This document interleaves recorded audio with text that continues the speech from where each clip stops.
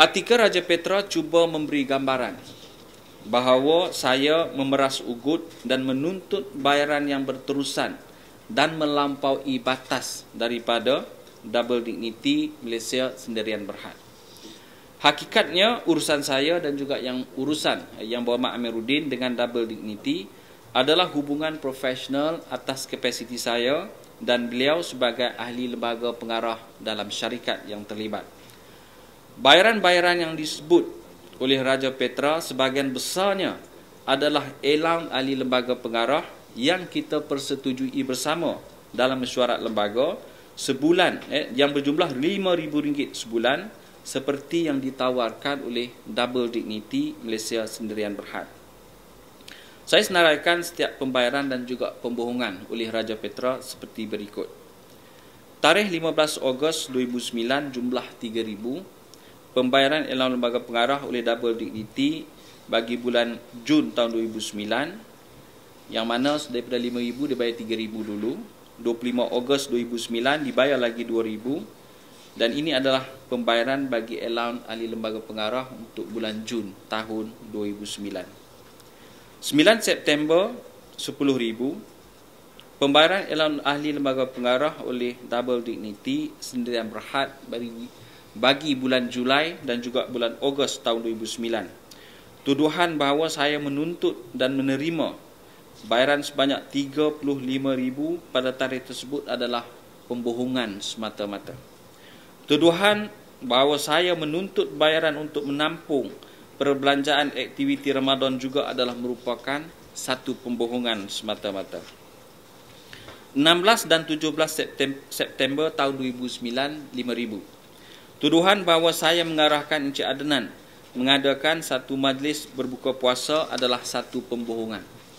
Saya dan juga Yang Berhormat Amiruddin dijemput menghadiri majlis berbuka puasa oleh syarikat atas kapasiti saya sebagai ahli lembaga pengarah kepada syarikat terlibat. Bayaran yang diberikan adalah sebanyak RM5,000 adalah elang pengarah bagi bulan September 2009 yang dibayar awal. Cik Adnan memaklumkan, menyatakan pembayaran bagi bulan September dibuat awal memandangkan beliau tidak ada di Kuala Lumpur pada hujung bulan kerana akan pulang untuk berhari raya di kampung. 30 September 2009, RM10,000. Saya mengesahkan bahawa saya ada memohon sumbangan derma kepada aktiviti jamuan raya yang diadakan di kawasan saya daripada rakan seperniagaan saya, Saudara Adnan. Di peringkat awal, beliau yang menawarkan membantu kerana kami adalah rakan perniagaan bersama. Saya juga mengesahkan bahawa ada menerima sebanyak RM10,000 bagi tujuan tersebut yang diterima oleh pegawai daripada pejabat saya. 5 Januari 2010, RM50,000. Ini adalah merupakan satu pembohongan yang paling besar dan cuba memutarbelitkan kenyataan sebenar untuk memfitnah saya. Kena dengar baik-baik. Seorang kenalan saya yang saya tidak mahu sebutkan nama penuhnya demi untuk menjaga aib beliau. Seorang kenalan saya yang saya cuma rujuk sebagai rakan A menghubungi saya awal untuk mendapatkan bantuan meminjam wang bagi menjelaskan bayaran beliau kepada kontraktor yang mengubah suai satu pusat smart reader, pusat asuhan untuk kanak-kanak yang beliau usahakan. Beliau sedang ubah suai pejabat dan dalam usaha membuka sebuah pusat smart reader di Kota Damansara pada ketika itu. Saya ada bertanyakan kepada beberapa rakan, termasuklah seorang pegawai khas saya bernama Jabri bin Ami, ahli majlis bagi Bandaraya Subang Jaya. Saya tanya kepada beliau boleh tak pinjamkan sebanyak RM50,000 kerana ada seorang rakan yang berhajat sangat untuk meminjam wang tersebut. Dan saya tanya kepada beberapa orang dan rakan saya ini pinjam untuk sementara waktu sehinggalah permohonannya kepada syarikat PNS. Saya tak berapa ingat nama penuh PNS ini, tetapi ada satu agensi yang meminjamkan wang bagi mereka yang mengusahakan pusat-pusat sedemikian. Akhirnya setelah bertanya kepada beberapa rakan dan yang terakhir saya bertanya kepada saudara Adnan yang juga merupakan rakan perniagaan kita, ya. Saya tanya dan dia bersetuju untuk memberikan pinjaman tersebut. Walau bagaimanapun saya tidak berada di Kuala Lumpur pada masa rakan A memerlukan wang dengan segera untuk membayar kontraktor yang sedang mengubah suai pejabat smart readernya, iaitu yang dilakukan ubah suai itu oleh sebuah syarikat yang bernama Smart Renovators Sendirian Berhad. Oleh sebab itulah saya memohon supaya wang sebanyak RM50,000 yang dipinjamkan kepada rakan A saya, yang dipinjam melalui saya itu dimasukkan ke dalam akaun seorang lagi rakan saya yang bernama Asmali bin Osman dan isterinya Puan Nurlela untuk diuruskan, ya, seperti yang disebut di dalam blog yang terlibat. Oleh kerana saya yang menjamin dan meminjam pinjaman tersebut bagi pihak rakan saya tidak mahu menyerahkan keseluruhan RM50,000 ini kepada rakan A dan mahukan bayaran dibuat terus kepada kontraktor yang mengubah suai pejabatnya agar wang itu tidak diselewengkan kegunaannya. Isteri kepada sahabat saya bernama Puan Nurlela membantu saya menguruskan pemindahan wang tersebut kerana pada waktu itu saya tidak berada di Kuala Lumpur. Jadi wang berjumlah RM27,500 dibayar terus dalam bentuk cek bank, ya, bank cek kepada kontraktor. Kemudian wang sebanyak RM12,500 terus dibuat dalam bentuk cek bank kepada rakan kongsi kepada sahabat saya A tadi yang bernama Puan Farah. Bayar terus kepada dia kerana dia berhutang dengan rakan dia. Kesemua cek dan baki sebanyak RM10,000 yang keseluruhannya berjumlah RM50,000 diserahkan oleh Puan Nurlela kepada Azmin Karim, ya. Ini yang disebut nama tak ada bin, ya. Azmin Karim, iaitu pegawai khas pejabat saya bagi pihak saya yang kemudiannya disampaikan kepada rakan A.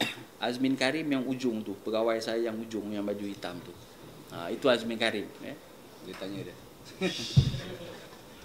Tidak ada satu sen pun dari wang tersebut yang diberikan kepada saya. Ia adalah satu urusan berhutang peribadi biasa di antara seorang ahli perniagaan dan juga seorang rakan yang lain. Kita nak meminjam duit, nak bantu kawan, nak tolong kawan.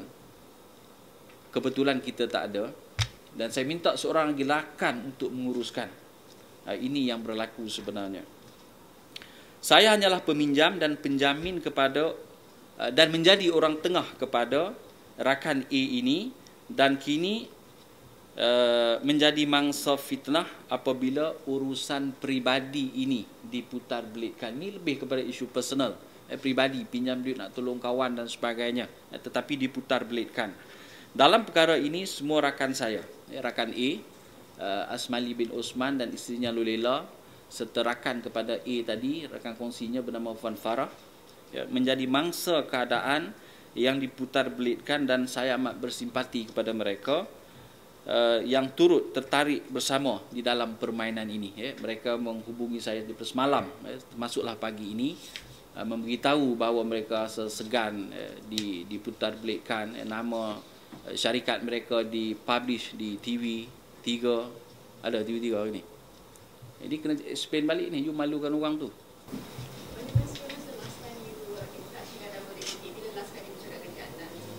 Terakhir saya bercakap dengan Cik Adnan ialah pada 23 hari bulan Jun tahun 2010, yang mana rakan yang meminjam RM50,000 itu sudah pun memulangkan balik wangnya dan saya telefon dia, Nan, bila nak datang kerana rakan yang pinjam duit itu sudah pun memulangkan duit dia balik. Dan 23 Jun 2010 dia kata minggu depan dia datang, tetapi dia tak datang-datang. Yang akhirnya datang ialah SPRM pada 28 Jun 2010.